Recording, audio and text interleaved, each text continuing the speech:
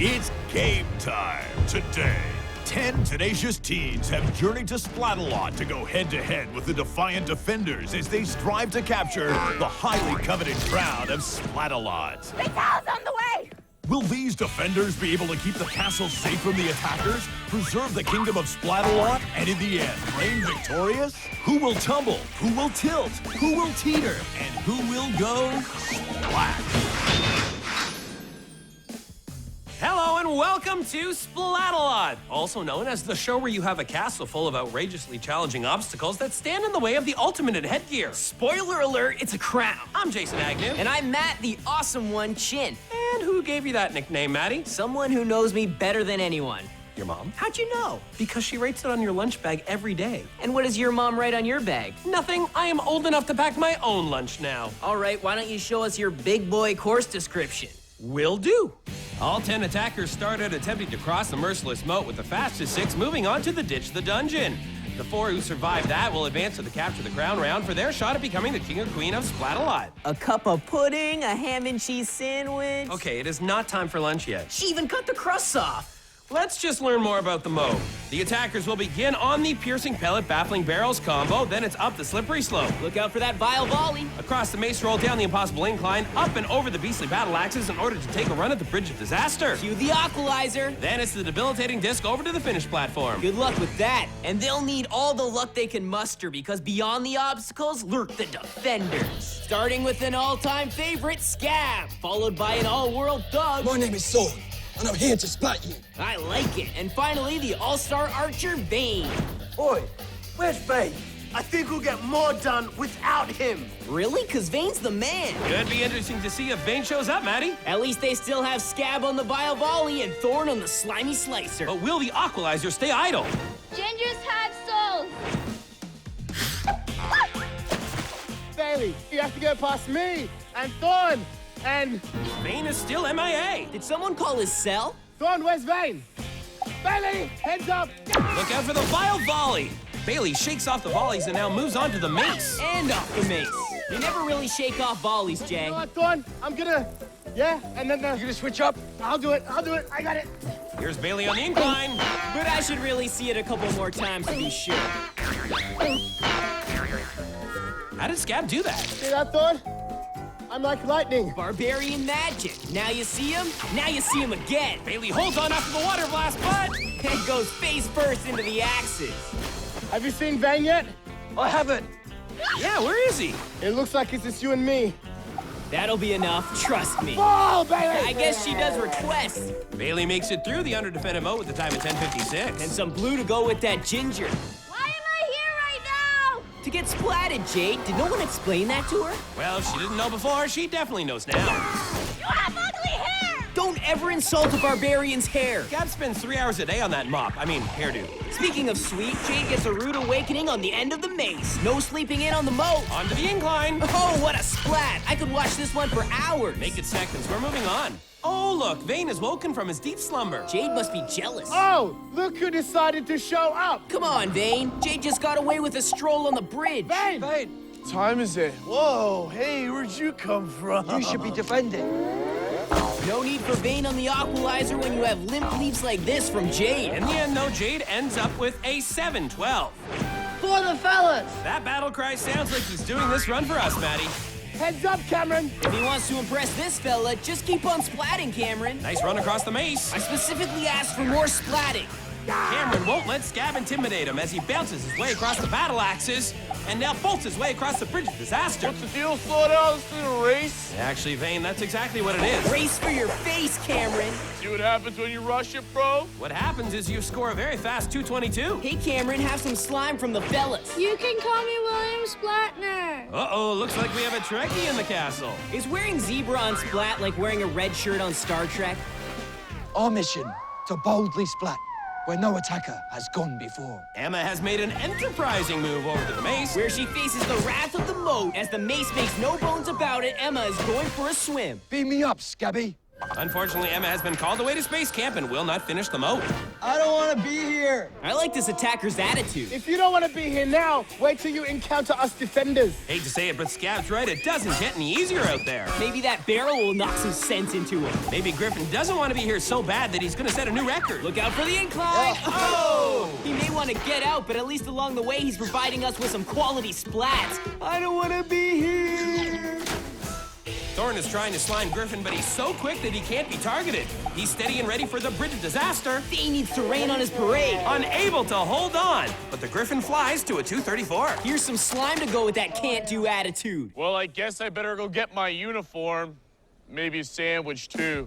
Vane eats sandwiches just like me. A lot of people eat sandwiches. Name 14 people. Okay, well, you and Vane are two. Keep going.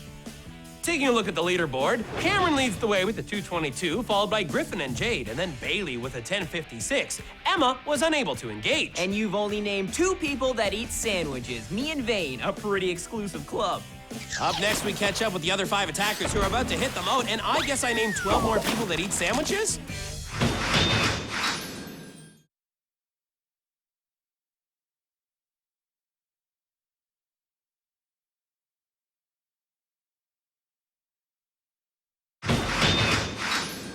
This girl's name is Jane. She also enjoys sandwiches. That's only 3. Oh, well, welcome back to Splatalot. I'm Jason Agnew, this is Matt Chin, and this is our 14 people who eat sandwiches board. It's a pretty cool club. Before the break, we saw Cameron blaze a quick trail through the moat, followed by Griffin, Jade, and then Bailey with a 1056. And Emma was teleported out of here.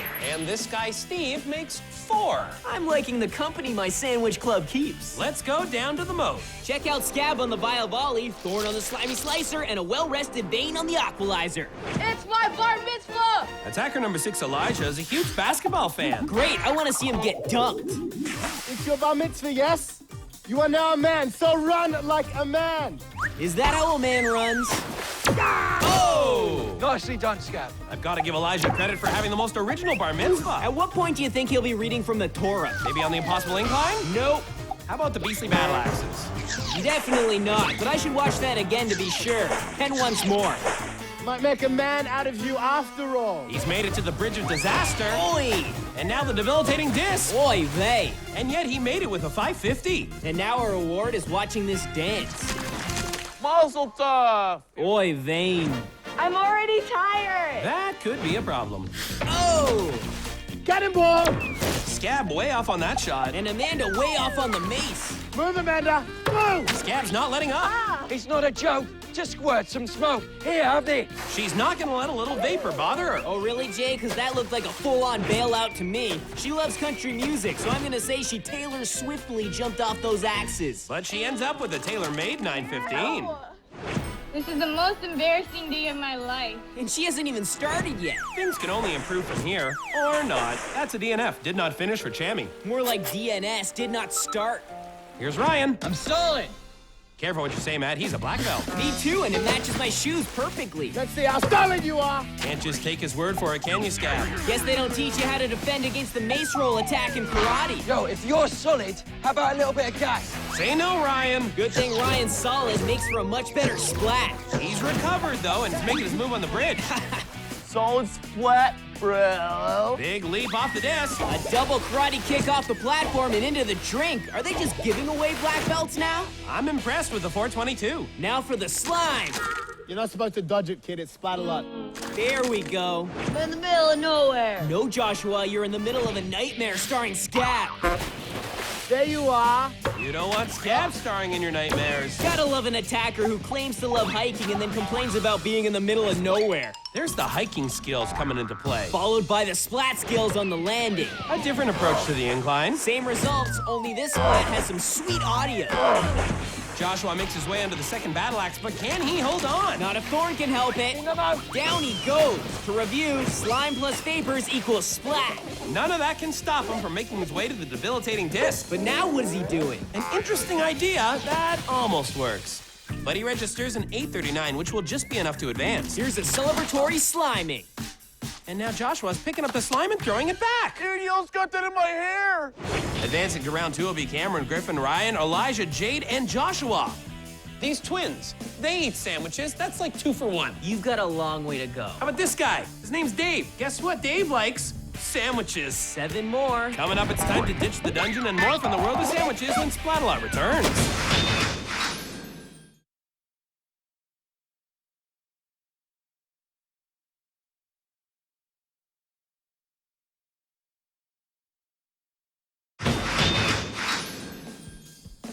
This is my dog Henry from when I was a kid. I dropped a sandwich once. He ate it. Well, I guess that counts. I'll say. Oh, hey, welcome back to Splatalot. I'm Jason Agnew. This is Matt Chin, trying to assemble a list of 14 sandwich eaters so that my partner will finally have proof that more than just he and Vane eat sandwiches. I still don't think you're gonna pull it off. I have already got 8. Well, you know what they say, the final 6 are always the hardest. And speaking of our final 6, here's who's going to be advancing to the Ditch the Dungeon round. We've got Ryan, Joshua, Elijah, Jade, Cameron, and Griffin.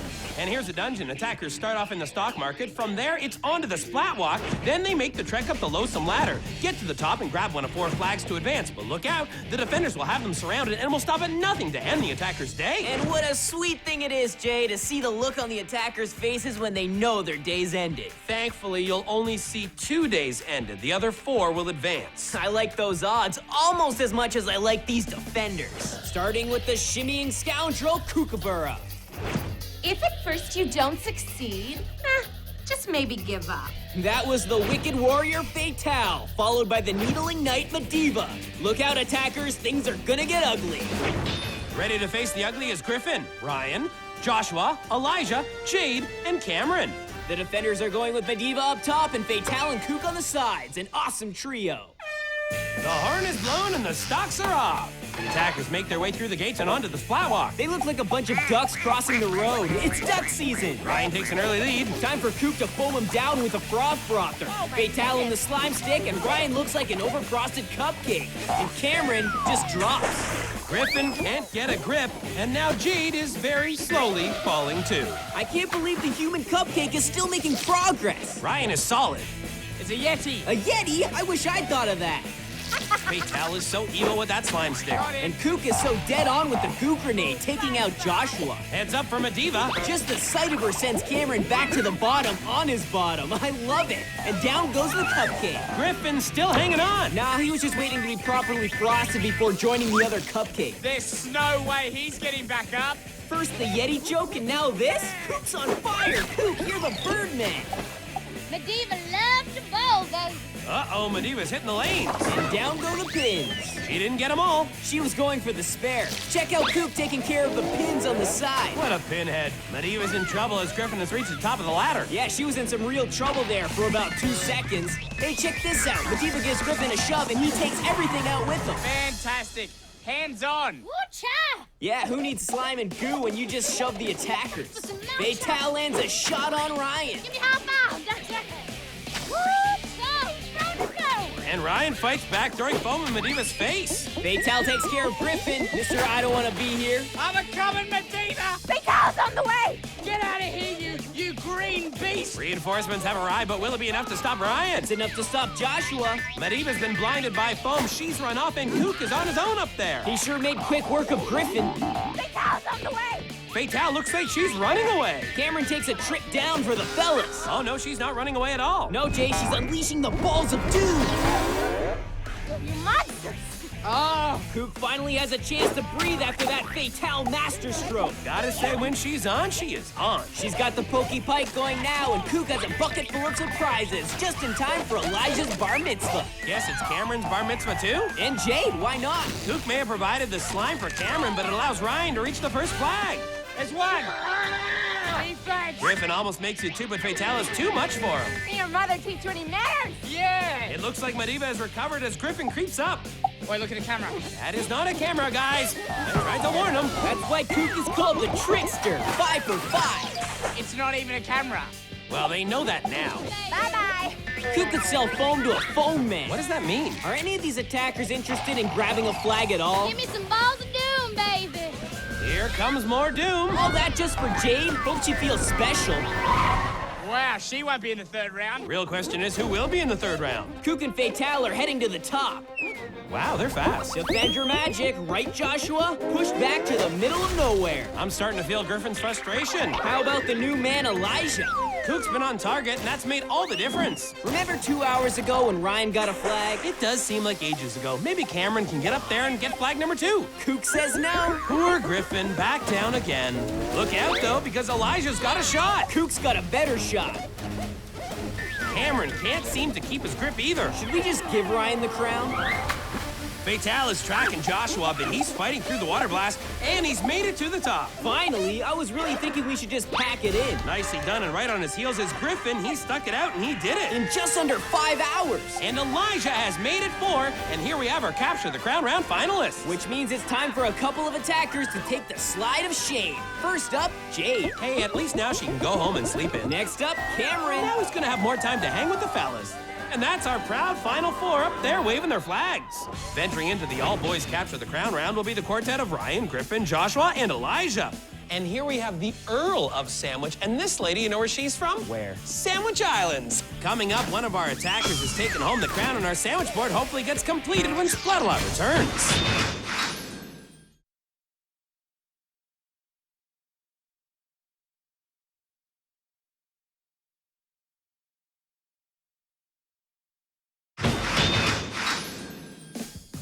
This guy's last name is Ham. This girl works at the Mayo Clinic. Both of them have to love sandwiches. Still got 2 to go. I'm gonna do it. Time for more splats here on Splatalot. I'm Jason Agnew. And I'm the awesome one, Matt Chin. Before the break, we narrowed it down to 4 attackers.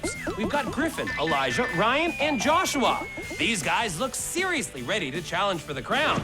And here's what they'll have to go through to get there. It starts with the dire mire, then it's on to the terrifying tease, quickly to the spinorama that we call the scary go-round with the annihilating arm, sending them up and over to the gruesome twosome. Then it's the clobbering cannons through royal ramps and the rock wall to victory, leading the way for one lucky attacker to grab the crown of Splatalot. And as usual, you've left something out. The defenders. All 6 defenders will be sending the slime, goo, and trash talk the attacker's way. There's Scab and Vane on the Splatzuka, Mediva and Fatal, focus ladies, with Kook on the Aqualizer, and Thorn on the vicious vaporizers. Attacker-wise, we have Elijah in the yellow, Joshua in the red, thank you, Horn, Ryan in the green, and Griffin in the orange. It's an all-pro edition of Splatalot! Don't bro me if you don't know me, Vane. Elijah's gonna need a boost to make it over the barrier. There's Griffin. Yes, that's what we do! Because we are men! Looks like Elijah and Joshua have found a way over the barrier. Barrierly. Griffin first up on the tees. That was short-lived. Heads up! Or heads off if Scab lands that shot on Ryan. Griffin has regained his footing on the tees and now has made it across. Ryan tries the sideways approach. No rule against that, but he must land feet first.